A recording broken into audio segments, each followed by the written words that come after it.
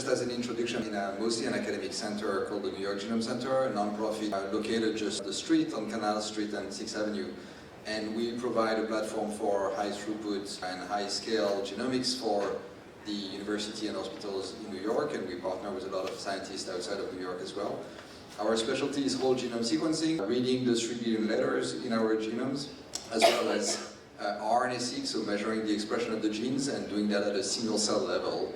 And so identifying all of the different cell types in an organ and differentiating between a healthy tissue and an affected tissue by a particular disease. So we do that with different genomics technology, and we have a lot of expertise on the analysis of that data. I think I would start by saying that most of the data we generate, we have no idea how to interpret that. The genome is really, really big. There are a few places that we know are coding for proteins, that's what we call the genes.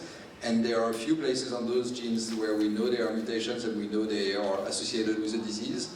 In some cases, we don't even know exactly how that works, like why the protein is at a different form, a different shape, and why the process is disrupted and that causes the disease. But the vast majority of the places in the genome, we see mutations and we have no clue how to interpret that. And AI is not going to solve that problem by itself. Like, it's not an LLM, it's not a ChatGPT that can interpret, that can give us the language explanation of what is the effect of those mutations. It's really coming from a different process by evolution mostly, and by and large we don't really understand how that works and how that works in different cells at different stage in development between the first stage of the embryo, the pediatric setting, the aging setting. All of that has to be taken into account. And so AI is a great tool to put together all the information we have and try to summarize that. And so we can do that from the literature, from all the papers. We can do that from different genomics experiments that are shared, that are accessible in data repository.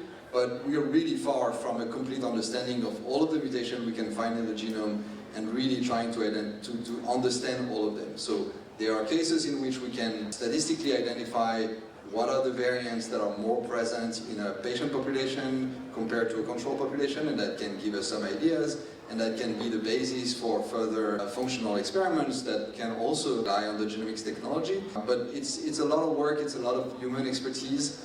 We can have a tool, we can speed up that process with some machine learning and some AI technology, but really we need to generate a lot more data.